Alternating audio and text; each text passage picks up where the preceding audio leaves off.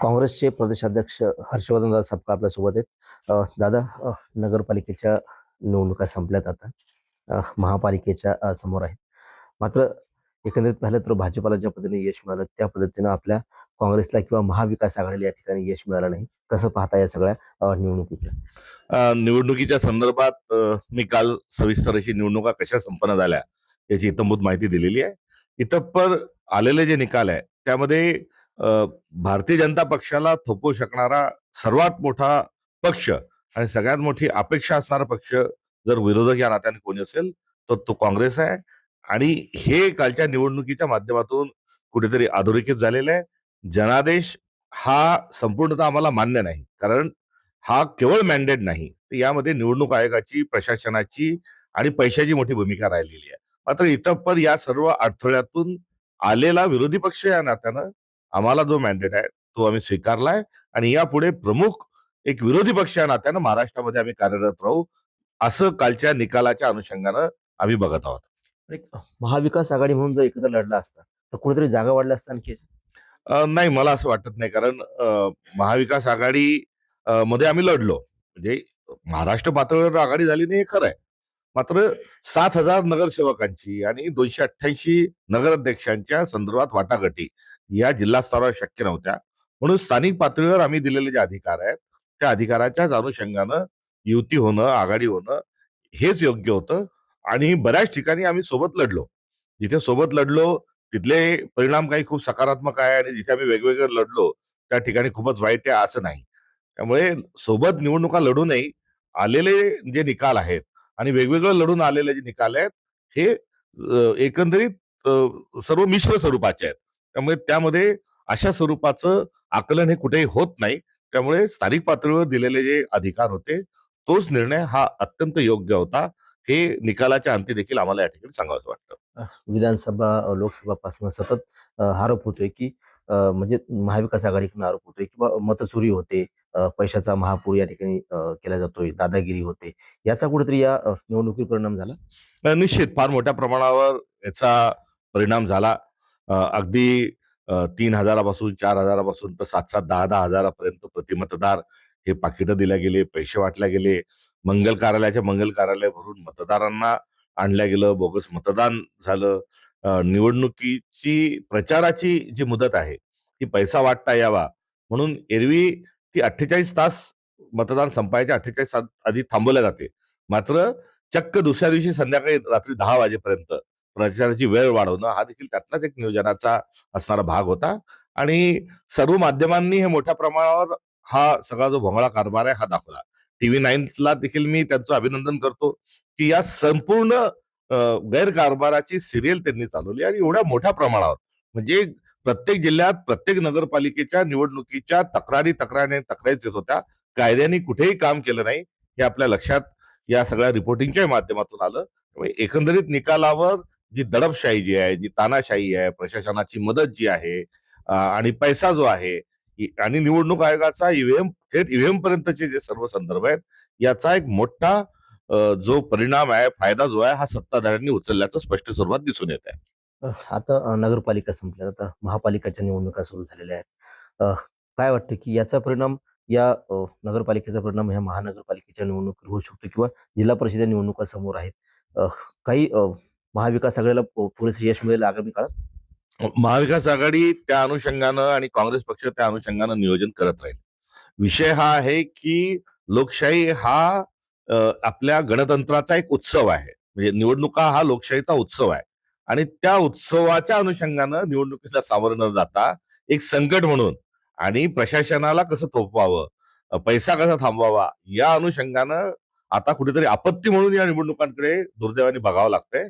ही एक फार मोठी अडचण आहे. त्यामुळे लोकशाहीचा सण निवडणुका, आता लोकशाहीची कटकट निवडणुका आणि यामध्ये मोठ्या आपत्ती ज्या आहेत त्या सत्ताधारी निवडणूक आयोग आणि प्रशासनाच्या माध्यमातून येत असताना दिसत आहे. त्यामुळे एकीकडे या सगळ्या आपत्तींना थोपवणे आणि दुसरीकडे मतदानाचा जोगा मागणे असे दुहेरी काम निवडणुकांमध्ये करावं लागतं. हे नगरपालिकेच्या आणि गत विधानसभेच्या निवडणुकीच्या अनुषंगानं असणारं आमचं जे आकलन आहे त्या आकलनातून अधिक चांगलं आम्हाला नियोजन कसं करता येईल, मतदारांशी संपर्क कसा वाढवता येईल, ही आपत्ती कशी थोपवता येईल या अनुषंगानं जरूर आम्ही आगामी काळात लक्ष त्याच्यामध्ये घालू आणि या सर्व निवडणुकींमुळे आम्हाला कुठे कुठे पाणी मुरतं जिरतं काय करतात हे लक्षात आलेलं आहे. त्यामुळे आलेल्या आमच्या असणाऱ्या उणिवा आणि प्रशासनाचा बदमाशपणा जो आहे हा लक्षात घेऊन आम्ही नियोजन मध्ये सुधार करण्याचा प्रयत्न करू आणि याचा फायदा जो आहे हा निश्चित स्वरूपात काँग्रेसला झाल्याशिवाय राहणार नाही.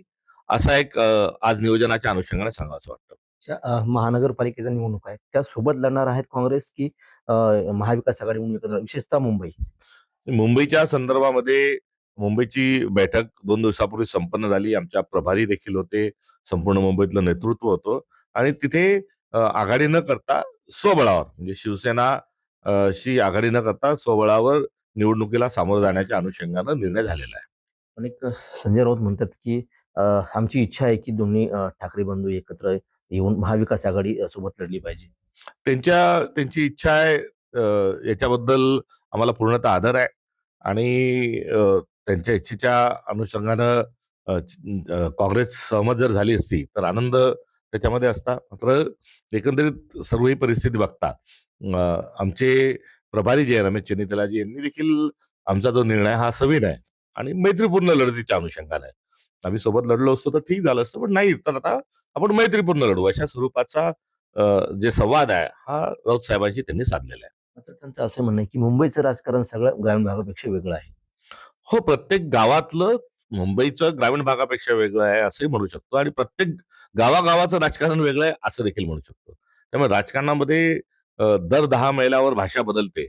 तसं गाव बदललं की राजकारण बदलतं असं पण अलीकडच्या काळात बघावं लागतंय. त्यामुळे ते सांगतात ते बरोबर आहे. एकनाथ शिंदे म्हणतात की अ, जे महाविकास आघाडीच्या जेवढ्या जागा निवडून आल्यात त्याची जर का गोळ्याबेरीज केली तर आमचा शिंदे म्हणजे शिवसेनेचा स्ट्राईक रेट जास्त आहे. आम्ही जास्त जागा जिंकल्यात. त्यांनी निवडणुकीवर केलेला खर्च हा जर मोजला तर तो महाराष्ट्राच्या अर्थसंकल्पाच्या किती टक्के असेल अ, याची गोळाबेरीज करणं देखील एक मनोरंजक स्वरूपाचं हे ठरेल.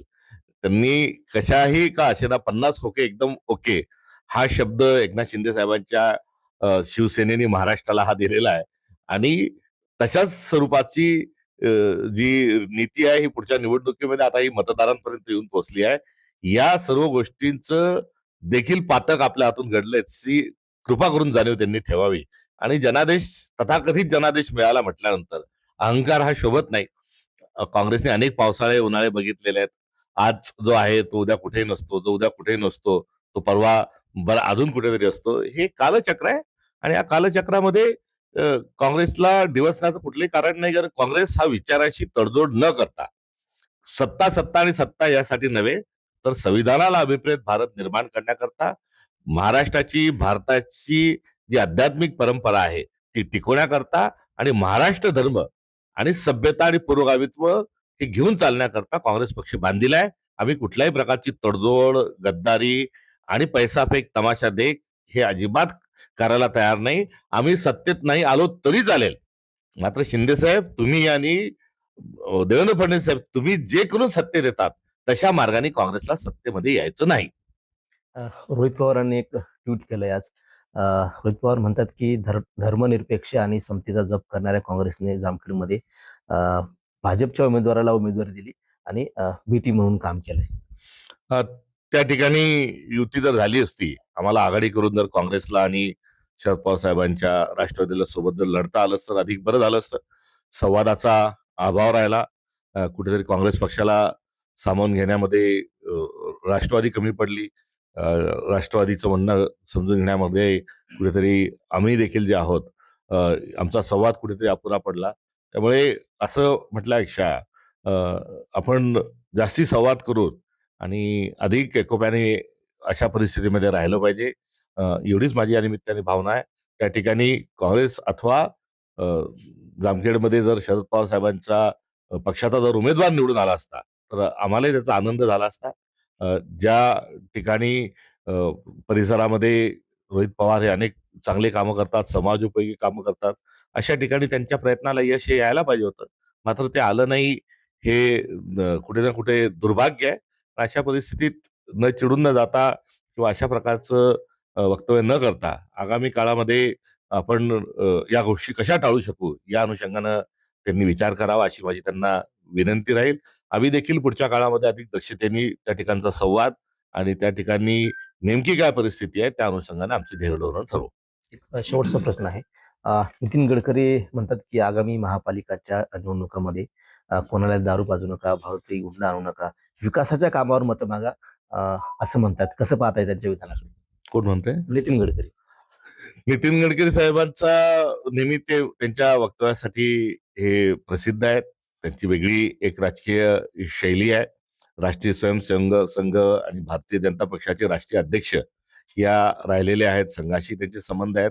अशा परिस्थितीमध्ये ते नेहमी अ, आपली मतांची भिन्नता असली तरी योग्य त्या विषयाच्या अनुषंगानं ते बोध देण्याचा प्रयत्न करत असतात. आता त्यांची अलीकडच्या काळात अडचण ही झाली की त्यांचं व्यक्तिमत्व हे सर्वसमावेशक आहे असा त्यांच्याबद्दल आम्हाला सहानुभूती देखील आहे, आदरही आहे. मात्र त्यांचंच त्यांच्या पक्षात ऐकत नाही ही त्यांची असणारी जी कोंडी आहे त्या कोंडीचं या ठिकाणी उल्लेख करावा वाटतो आणि त्यांनी जे सांगितलं ते जरूर तशाच स्वरूपात झालं पाहिजे. मात्र मूळ प्रश्न आहे की भारतीय जनता पक्ष त्यांचा ऐकणार आहे का? नक्कीच. तर हे होते काँग्रेसचे प्रदेशाध्यक्ष हर्षवर्धन दादा सपकाळ. कॅमेरामन निलेश देशमुखसह गणेश सोळंकी, TV9 मराठी, बुलढाणा.